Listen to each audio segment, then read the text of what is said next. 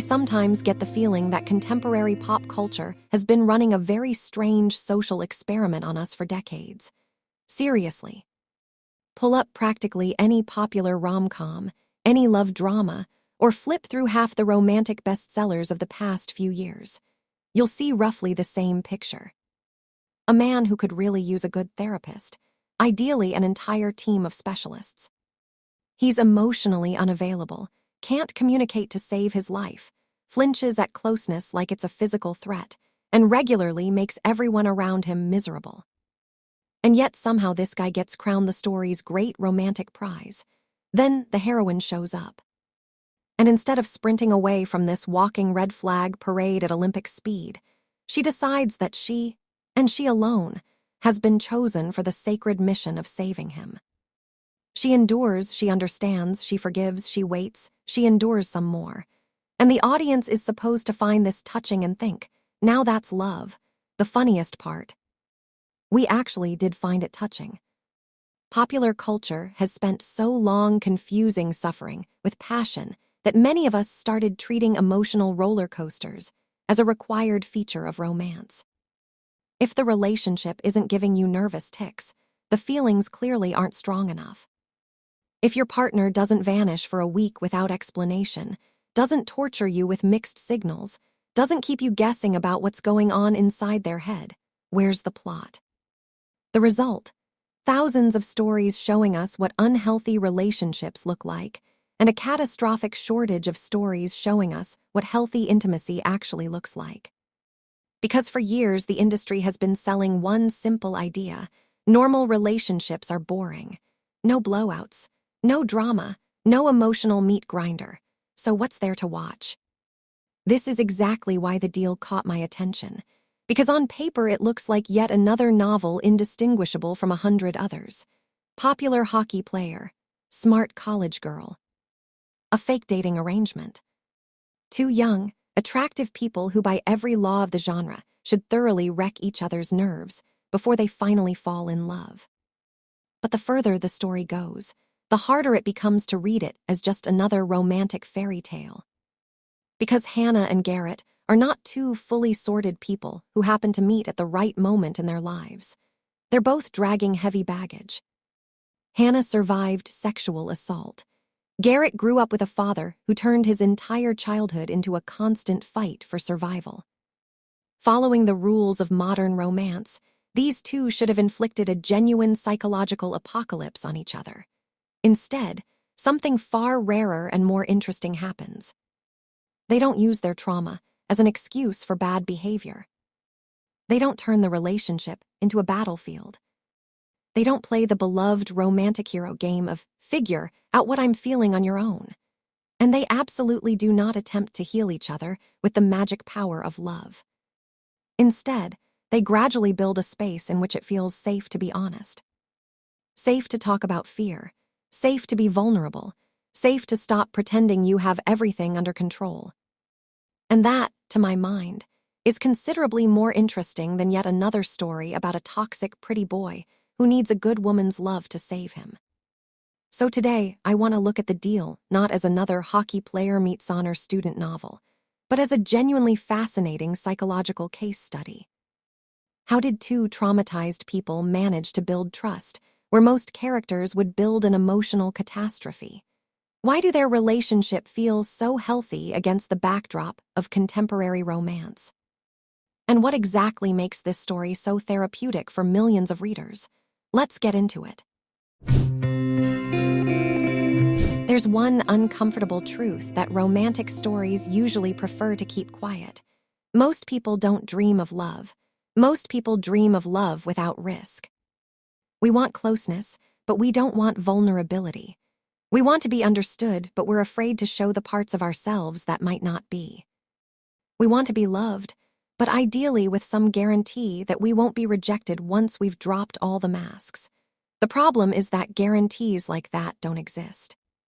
And this is exactly why the fake dating trope has remained one of the most popular devices in romantic fiction for years. On the surface, it might seem like what people find appealing is the romance itself. The tension between the characters, the accidental touches, the jealousy, the slow burn. But if you dig a little deeper, it becomes clear that the real draw is something else entirely. Fake dating lets the characters trick their own psyches. It creates a loophole through which you can get close enough to another person, without admitting to them or to yourself how much that person already matters. In real life, the most terrifying sentence in any relationship isn't "I love you." The most terrifying sentence sounds more like, "This is who I actually am." Because that's where the risk lives, the risk of hearing back exactly what we fear most. That we won't be accepted, won't be understood. That the person in front of us won't want anything to do with us once they know the truth. Especially if you've already had experiences that taught you openness can be very costly. Which is precisely why the arrangement between Hannah and Garrett works far better than a conventional first meeting ever could. It temporarily removes the biggest source of anxiety from the equation. As long as there are no real feelings on the table, neither of them has to think about whether they like each other as a man and woman. Neither has to perform. Neither has to decide whether they're ready to let the other person into their life. They can just spend time together under a pretext that looks completely safe. He gets help with academics, she gets help with Justin. And here the book offers a genuinely interesting idea. We're used to thinking of fake dating as a path to love. But for Hannah and Garrett, it becomes something far more important. It becomes a path to trust. Because neither of these characters, at the start of the story, looks like someone ready for genuine intimacy. More than that, if you look closely, both of them are quite skillfully avoiding it. They're just doing it differently. Hannah convinces herself she's focused on Justin. Garrett surrounds himself with people so densely that he appears, from the outside, to be an extraordinarily open person. But that's an illusion, and the book dismantles it steadily and deliberately. The arrangement gives them the chance to get to know each other before their usual self-protective mechanisms can kick in. They don't have to decide right away whether they want a relationship. Don't have to answer the question of whether they're ready to trust each other. Don't have to surface the most painful parts of their pasts. They just start talking, joking, arguing, spending time together. Getting to know each other without the pressure that typically accompanies romantic interest. The funniest part is that the whole thing starts with a deception and ends with absolute emotional honesty. Usually in romance novels, it works the other way around. People show up with beautiful words and then spend years hiding the most important things from each other. Hannah and Garrett broke the pattern. They began with a performance and arrived at a level of candor that many real couples never reach at all. But before that could happen, each of them had to confront things they would have vastly preferred never to say out loud. And that's where the fake dating story ends, and the story about trauma, shame, and trust begins. Very often we call something love when it isn't love at all. We say we fell for someone, when in reality we fell for our own idea of them. And the less we actually know a person, the easier it becomes to fill in the image in our heads, and sincerely believe that this construction is genuine feeling. Which is exactly why Hannah's thing with Justin raises a lot of questions for me. Because if you strip away all the romantic set dressing, it's not entirely clear who she's actually in love with. The real Justin, or the beautiful fantasy she's built around him. For a significant portion of the book, Justin exists for her more as a concept than as a living person. She barely knows his inner world, his fears, his flaws, his particular oddities. What she knows perfectly is that he's attractive, popular, and athletic. In other words, she's in love with the cover, not the book, and here things get interesting. Because this kind of long-distance infatuation is actually very convenient for the psyche. It gives you all the pleasant bonuses of romance with almost no risk. You can fantasize, daydream, play out future relationship scenarios in your head, all without having to face the most terrifying thing, the necessity of showing yourself as you actually are. Especially when there's still a wound inside you that hasn't fully closed. Hannah has done enormous work on herself after the assault. She went to therapy. She learned to move forward. She learned not to define herself by what happened to her. But there's a difference between understanding something intellectually and feeling it at the emotional level. If the problem were fully resolved, Hannah wouldn't be calling herself broken, wouldn't be asking Garrett to fix her, wouldn't be carrying the sense that some important part of her is still malfunctioning. Which is exactly why Justin feels so safe. He's distant enough not to push her up against her most painful fears. As long as someone remains a fantasy, they can't truly reject you. Can't see your most vulnerable places. Can't confirm the terrible things a traumatized psyche sometimes whispers to itself. But if Hannah hides inside a fantasy about one man, Garrett hides in a completely different way. And honestly, his strategy is even more sophisticated, because at first glance, Garrett looks nothing like someone afraid of closeness. He has tons of friends, tons of girls. He's constantly at the center of attention. He looks like one of the most socially open characters in the entire book. And then something remarkable comes to light. No one actually knows the real him, not his friends, not his teammates, not the string of girls who pass through his life. The story about his father he's kept inside for years, not because he has nothing to say, because saying it is terrifying. Because the captain of the hockey team is supposed to be strong, because a star athlete is supposed to be confident, because admitting that your own father spent years abusing you means revealing the part of yourself you'd most prefer to keep invisible. And here Hannah and Garrett turn out to be surprisingly similar people. Both want love, want acceptance, want someone who is genuinely theirs, but both of them have structured their lives to maintain a safe distance between themselves and everyone else. Hannah does it by investing in an unattainable ideal. Garrett does it by keeping every relationship shallow enough that it never goes anywhere real. Essentially, they're solving the same problem through different methods. How do you get emotional closeness without risking genuine openness? The problem is that real intimacy doesn't work that way. It starts exactly at the moment when the fantasies, the roles, and the polished masks run out. And that is precisely where the book is slowly steering both characters, because very soon one of them will have to do what both have avoided for years. Tell another person the truth about themselves. And put on the line not reputation, not popularity, not even the relationship, but the possibility of being seen as they actually are. There's a popular myth that romantic stories have been selling for decades. We're constantly told that intimacy begins with a declaration of love. First, people realize they love each other, then they open up, then they live happily ever after. In reality, it almost always works the other way around. First, someone risks showing the most damaged, painful, inconvenient part of themselves, and only then does real closeness appear between two people. Because love isn't built on our ideal versions. Love is built on the information we most want to hide. This is where Hannah and Garrett's story finally stops being a romantic fake dating story and starts talking about something considerably more serious. Up to this point, they've been getting to know each other through jokes, sparring, studying together, and gradually growing attraction. But all of that is easy mode. The real game starts when you put what you're ashamed of on the table. What's especially interesting is how carefully the author walks us toward this moment through a neat parallel. Early in the book, Hannah is fixated on Justin.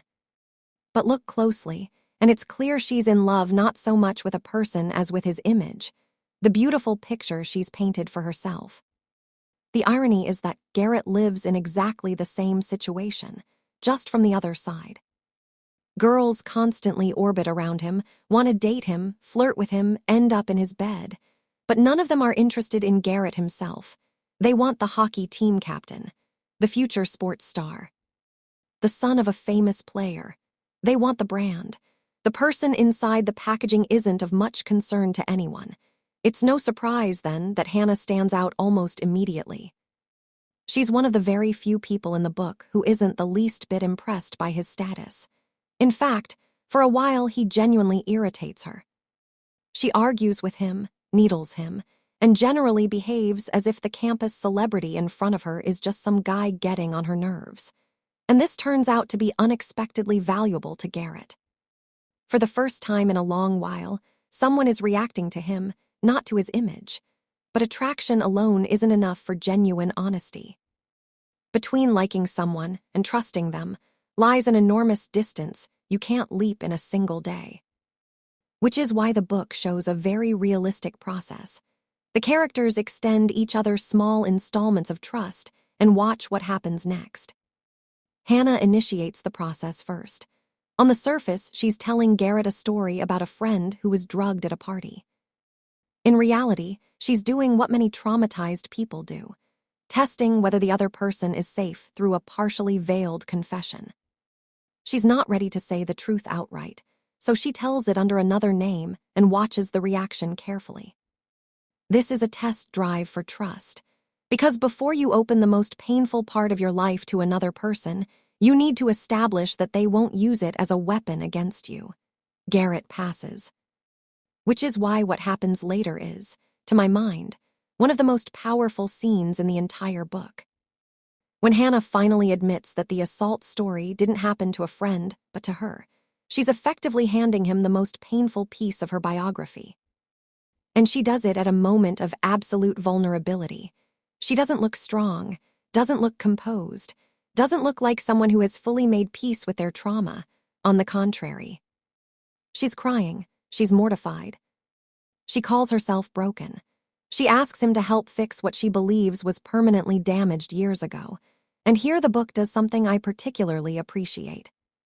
Garrett doesn't start playing savior, doesn't lecture her, doesn't tell her what she should be feeling, doesn't try to explain her own trauma to her. He does something far more important. He stays, and he takes her experience seriously. For someone who has spent years terrified that the truth would make people see her differently, this is an enormously powerful experience. If you want to know how to support someone you love through something like this, there's a separate video on the channel. Then comes the next step.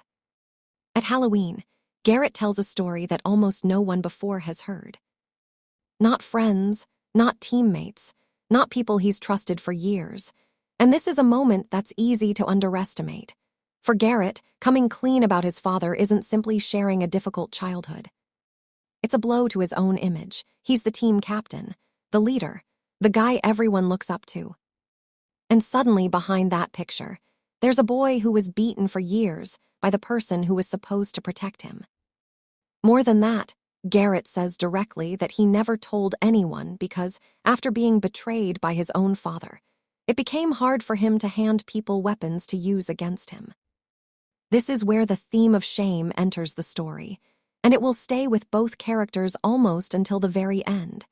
It's important to understand that we're not just talking about fear. Fear makes us avoid danger. Shame does something worse. It convinces us that if the people around us see the truth, they won't see a person, they'll see a defect.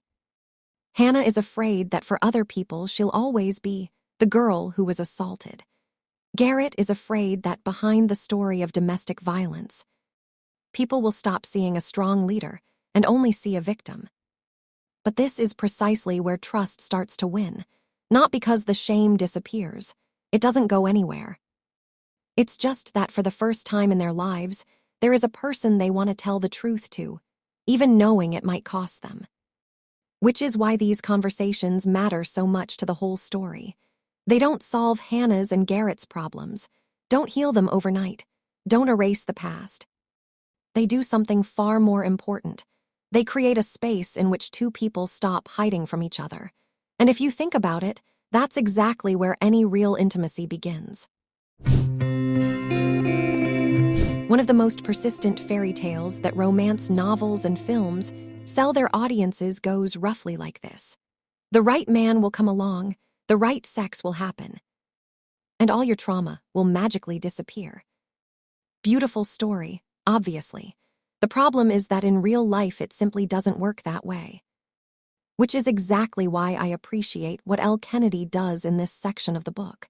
Because Hannah's story isn't really about sex. Or more precisely, sex turns out to be the last link in the chain, not the first. The real story starts much earlier, with trust, with safety, and with the attempt to reclaim control over your own life. It would be very easy to reduce Hannah's problem to something physical. She can't orgasm, so the problem must be about sex. Logical, right? Except the book makes fairly quickly clear that it isn't about that at all.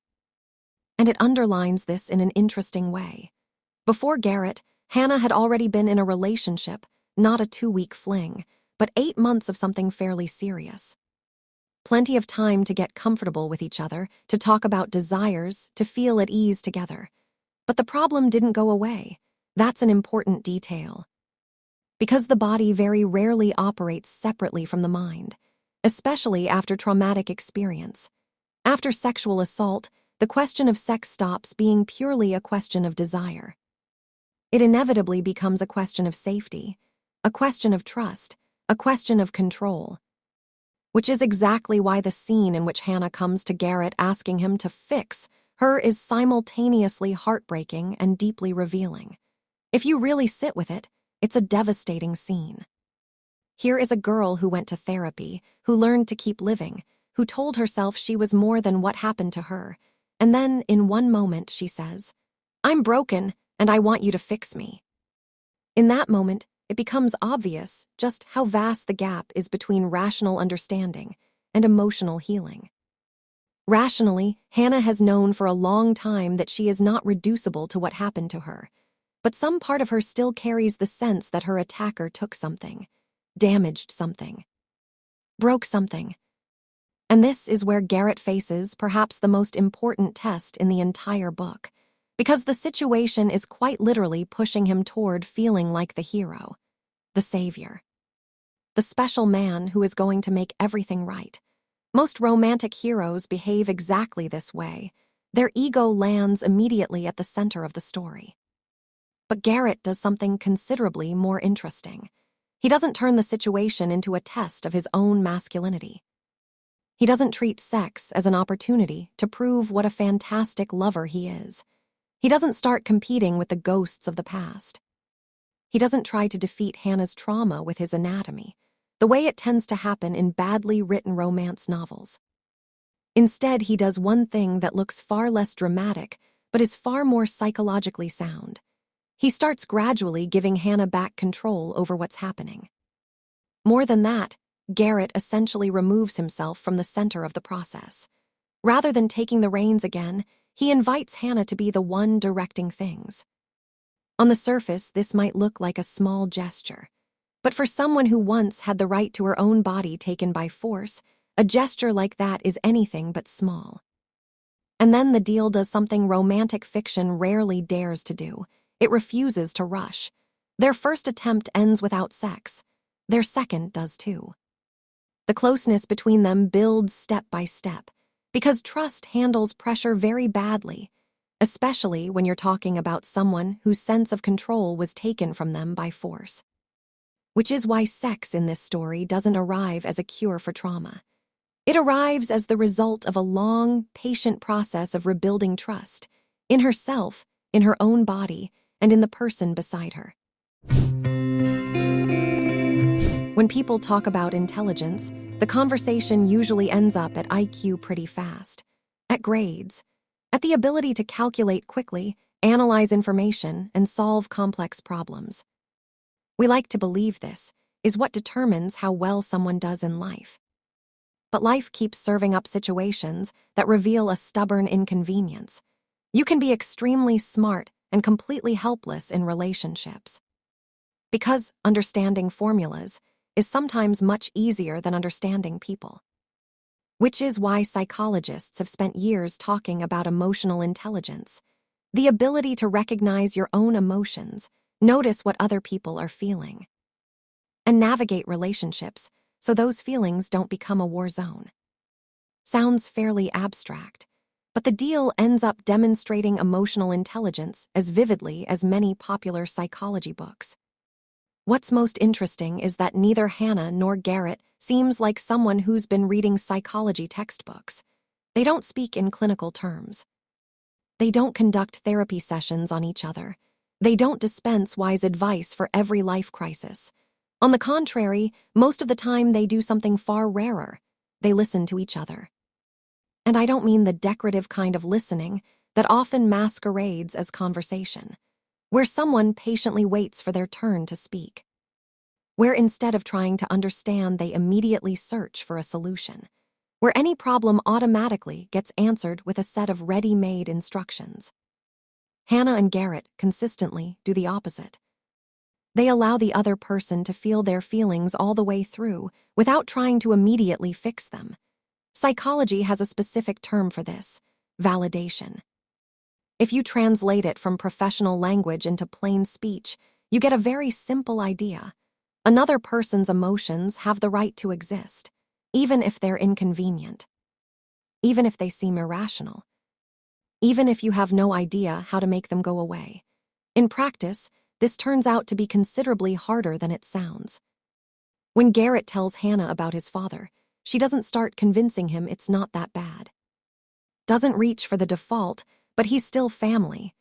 Doesn't suggest looking at the situation from a different angle. She simply stays present with his anger, his disappointment, and his fear of discovering the same qualities in himself, becoming like the man he despises most in the world. And for Garrett, this is a new experience. Because if Hannah grew up with some sense of being supported, Garrett grew up in an environment where feelings were acknowledged only until they got in the way of a more powerful person's interests. He was taught to succeed, taught to win, taught to meet expectations, but he was never taught that you could be weak, confused, or frightened beside another person and not get hit for it. Which is why Hannah's response makes such an impression on him. She isn't trying to save him, isn't trying to remake him, isn't trying to explain himself to him better than he can understand himself. She simply creates a space where he doesn't have to be on guard. But the same goes the other way. Hannah receives exactly the same thing from Garrett. Throughout the book, he remarkably rarely tries to solve her problems for her. He doesn't demand that she move through her trauma faster. If anything, he slows the pace. He doesn't get frustrated when he runs into her fears, her anxiety, or her doubts. And most importantly, he never tries to tell her that what she's feeling is wrong. This might look like a small thing. In reality, it's one of the hardest things that exists in a close relationship. Most people are willing to love someone's joy. Many are willing to share someone's success. But not everyone can calmly sit with someone else's pain, without fleeing, without minimizing it, without trying to smother it with advice. This is what Hannah and Garrett gradually begin doing for each other. Their relationship works not because they're perfectly suited to each other, not because they found some magic set of right words, and certainly not because they suddenly healed all their trauma. It works because beside each other, for the first time, both of them get to stop performing, to stop pretending to be strong, to stop hiding the inconvenient parts of themselves, to stop earning the right to be loved through good behavior, achievements, or an endless demonstration that everything is fine. And that, strange as it may sound, sometimes heals more than anything else. Contemporary culture has a pretty strange relationship with suffering. On one side, we're constantly being sold the idea of instant recovery. You survive a trauma, you meet the love of your life, you have one deep conversation, and suddenly you're a new person. On the other side sits the opposite extreme, which isn't any better: the romanticization of pain. The idea that real depth of character is necessarily born through suffering, and trauma becomes the primary substance of a person's life. The deal is interesting precisely because it refuses both extremes at once. Neither Hannah nor Garrett heals at the snap of a finger. Their problems don't evaporate after the first love, the first sex, or the first honest conversation. But they also don't plan to build their entire identities around their wounds. Perhaps the thought is best expressed in Hannah's own words: "I am not what happened to me." On the surface, this sounds fairly simple, almost like something you'd stick on a motivational poster. But underneath, it is one of the most complex psychological tensions in the entire book. Because rationally, Hannah has understood this idea for a long time. She went to therapy. She knows where the responsibility lies. She knows the assault doesn't make her worse, dirtier, or less valuable. If you asked her to articulate all of this, she could do it without missing a beat. But the psyche doesn't always answer to logic. If rational understanding were enough, Hannah wouldn't be asking Garrett to fix her, wouldn't be freezing up at moments of intimacy, wouldn't be experiencing her own body as a problem that needs solving, wouldn't be carrying the weight of consequences that rippled outward and touched not just her but her whole family. Which is why one of the book's crucial points is that Hannah doesn't defeat her trauma. The idea of defeating trauma is actually fairly suspicious when you think about it. Trauma is not the final boss in a video game that you destroy once and never think about again. Some events remain part of a person's biography forever. They can't be undone, can't be erased, can't be treated as if they never happened. But you can stop building your entire identity around them. This is what gradually happens with Hannah. At the start of the story, her trauma is present in nearly every decision she makes, even when she doesn't notice it herself. It shapes who she allows herself to trust. It shapes her relationship with her own body. It shapes her understanding of intimacy. It shapes how she sees herself. But as the story develops, an important shift becomes increasingly visible. The trauma doesn't disappear. It simply stops being the sole center of her inner universe. Hannah begins to have desires again that aren't connected to survival, relationships that aren't organized around what happened to her, plans for the future, space for joy, love, friendship, and ordinary life. And in this, perhaps, lies one of the healthiest ideas in the entire book. Psychological recovery rarely looks like a heroic conquest of the past. Far more often, it looks considerably more mundane.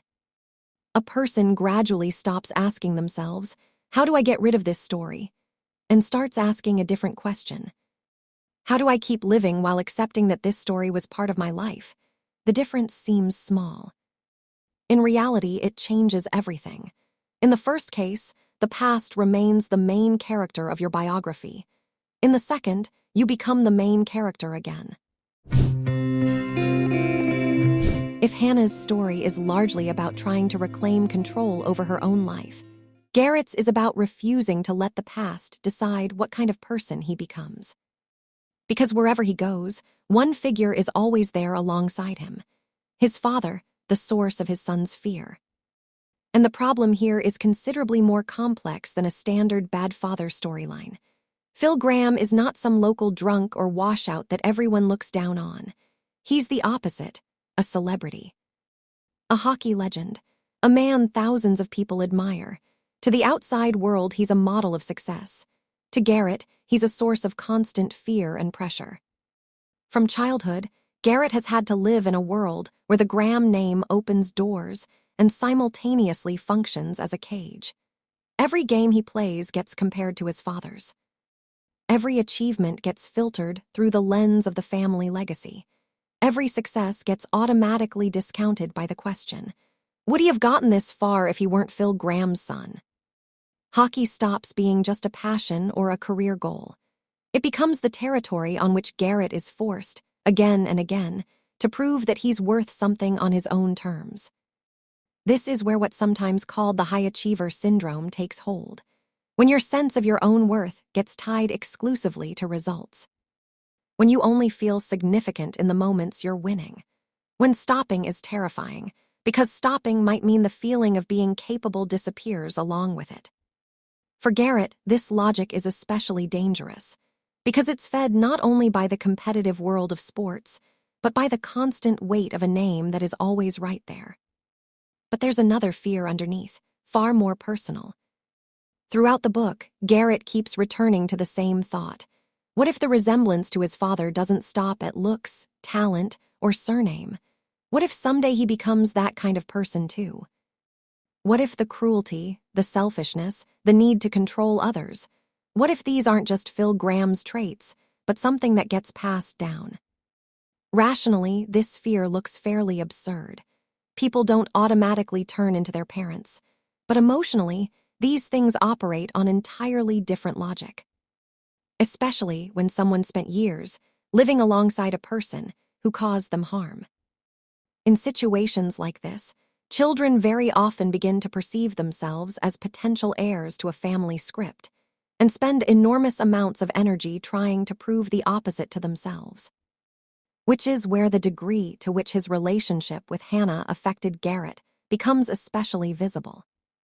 Because by the end of the book, both characters start doing things they simply weren't capable of before.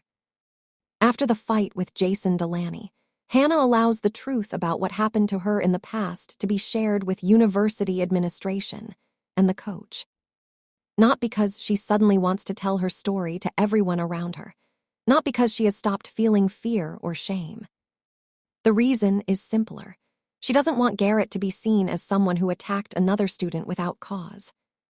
For a girl who spent years avoiding any unnecessary return to those events, this is already an enormous step. Garrett makes an almost mirror image move. After one of his conversations with Hannah, he finds himself increasingly bothered by the thought that the people around him are continuing to admire a man they don't actually know. And when one of the players asks him to get an autograph from the famous Phil Graham, Garrett finally stops staying quiet. He gathers the team, brings in the coach, and tells the truth about his father. What's notable here isn't even the admission itself, it's the aftermath. In neither Hannah's case nor Garrett's does the catastrophe anxiety had been predicting actually arrive. No one turns away. No one starts looking at them like broken people. No one withdraws their respect. On the contrary, both of them get exactly the response they had been most afraid they'd never receive: understanding. And in this, perhaps, lies one of the book's most powerful thoughts. Neither Hannah nor Garrett gets rid of their trauma. Their fears don't vanish at the snap of a finger. Garrett doesn't stop dreading the resemblance to his father. Hannah doesn't forget what she survived. But by the story's end, these things have stopped being the invisible prison dictating their every decision. Shame doesn't disappear entirely. It just loses its authority. And sometimes that really is the most realistic form of healing. Not to forget the past, not to defeat it once and for all, but to stop letting it run your life. If you step back and look at everything we've covered, it becomes clear why the deal stands so far apart from most contemporary romance. Not because it features trauma. Traumatized characters are everywhere in popular fiction. Not because it features love. That's never going to surprise anyone. And not even because the relationship between the characters turned out healthier than the genre usually allows. The real rarity is something else.